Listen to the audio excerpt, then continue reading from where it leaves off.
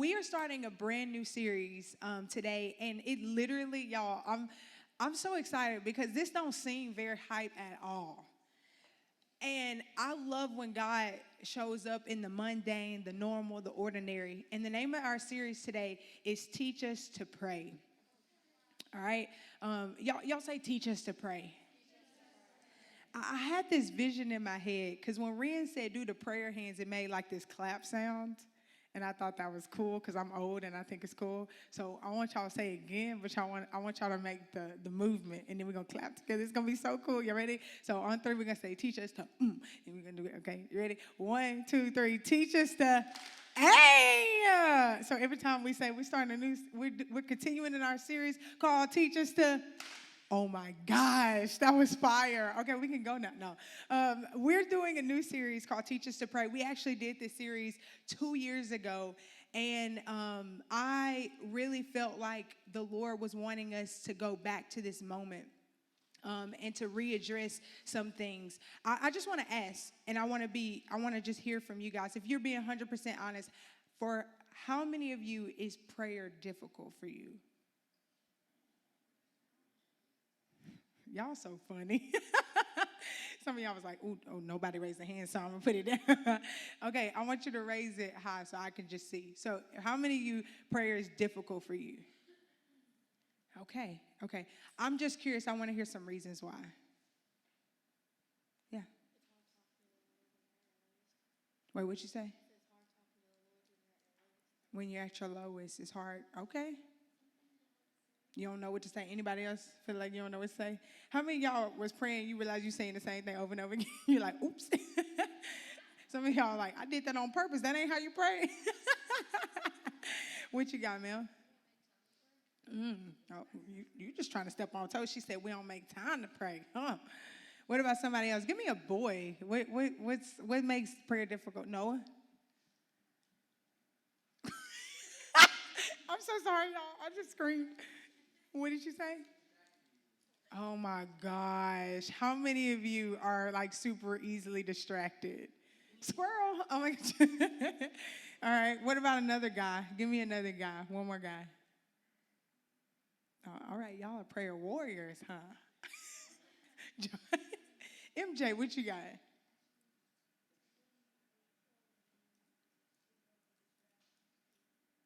I heard playing a game.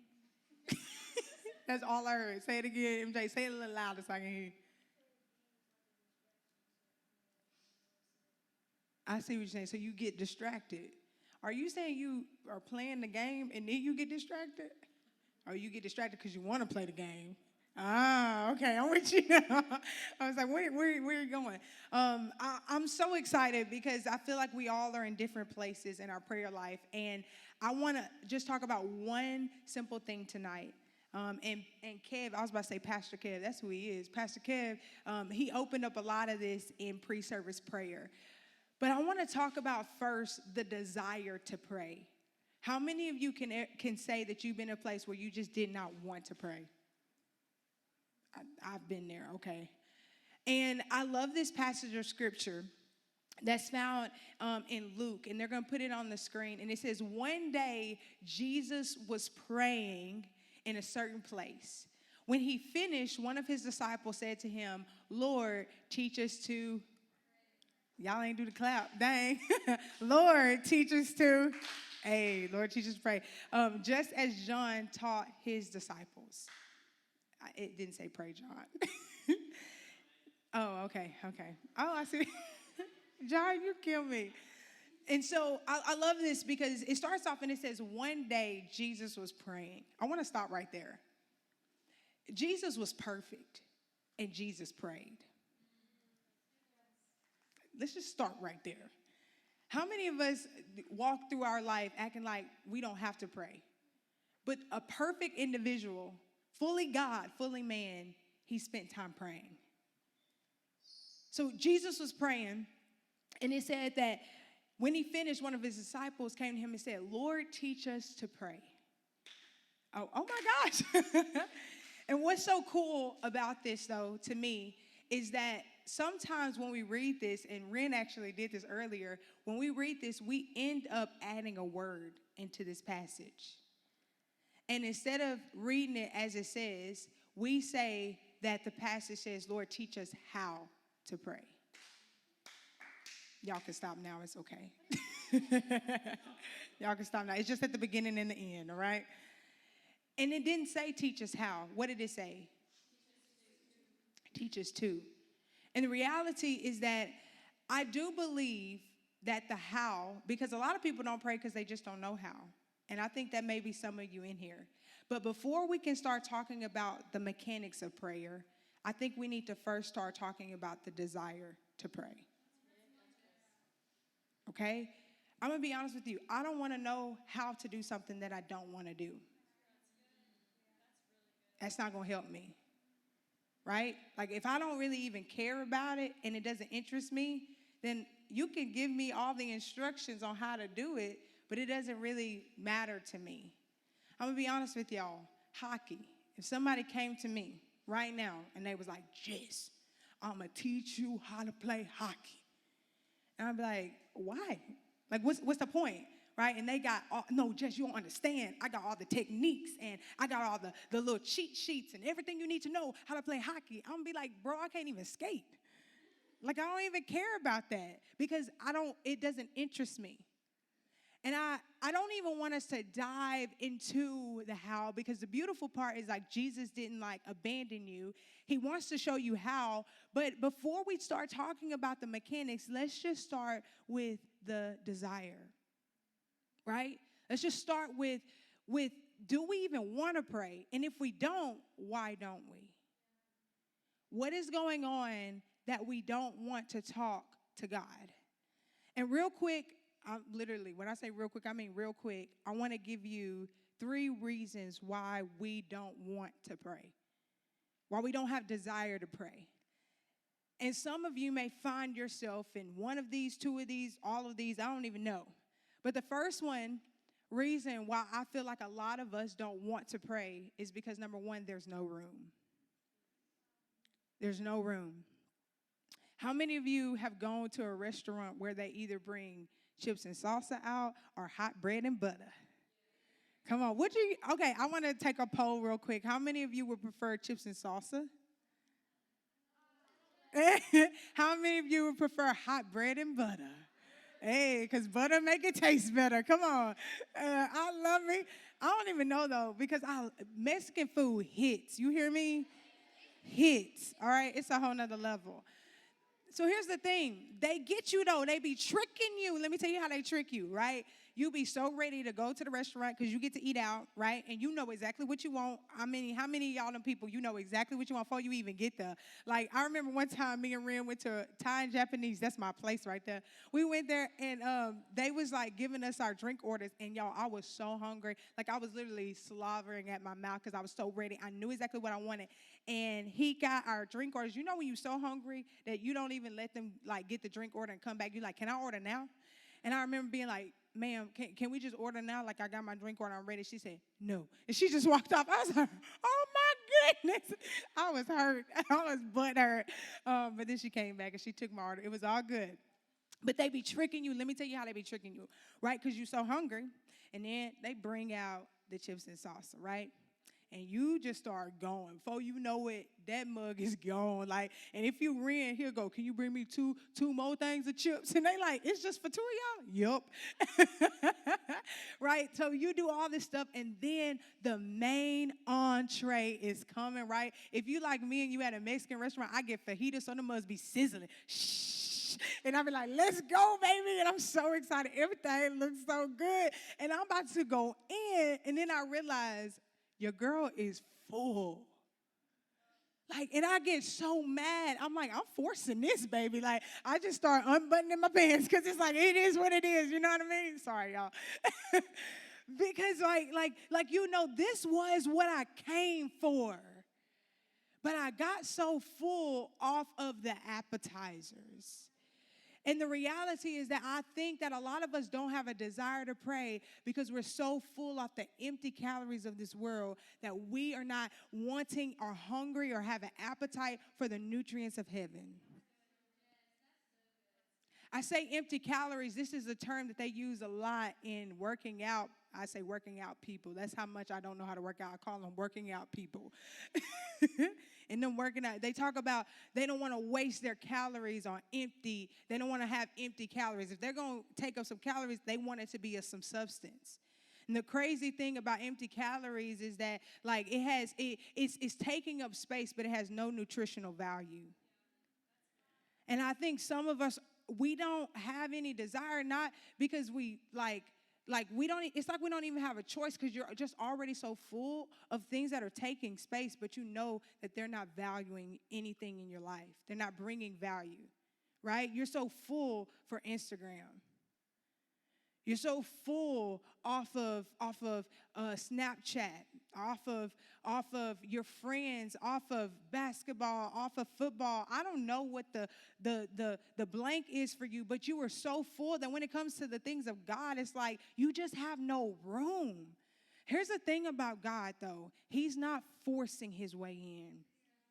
He's not. In Romans, it literally says he gave them over to their desires. He literally says, I have a main entree that you really want, but I'm not going to force you to stop eating that chips and salsa. You have got to decide that you want me more. You have got to decide that I'm worth it more. And so I think a lot of the reasoning is like we just ain't got room. And you'll see, you'll get very apathetic towards the things of God. When they start talking about a video game, you get hyped. Let's go. When we start talking about God, it's like, because you're full. You're full. You think about it. When you're full, nothing looks good, right? Unless it's Chick-fil-A. It always looks good, right? But when you're full, it's like, that look good, but I just don't want it. And I fear like some of us come in here in moments like this, and you're like, it looks good, what she's talking about, but I'm so full off of the things of this world. So point number 2, the reason why I believe we don't desire to pray is that we have strife with God. I just believe like a lot of us, we don't want to pray because we have strife with him. Here's what I mean. Think about your friend. When you and your friend into it, you don't want to talk to them, right? And when y'all into it, like, how many of y'all, like, you go a long time without even bringing it up? It's like, whatever. Like, MJ, you raise your hand so high. He's like, I ain't talking to you. Right? Like when you're mad at someone, like, you don't want to talk to them, right? You just need a break. Give me some space. How many of you are the first people to be like, all right, let's talk about it? How many of y'all? I can see that so much face. Like, can we talk? I love you. Okay, so out of me and Ren, who do y'all think the first person is to come back and be like, y'all, nothing ever be wrong with Ren. I'm the only one got problems, to be quite honest. So, honestly, I kid you not. I'm married to the most incredible man ever. There's nothing wrong with him. I don't understand. But sincerely, when you got beef with somebody, you don't want to talk to them. Right? What you say?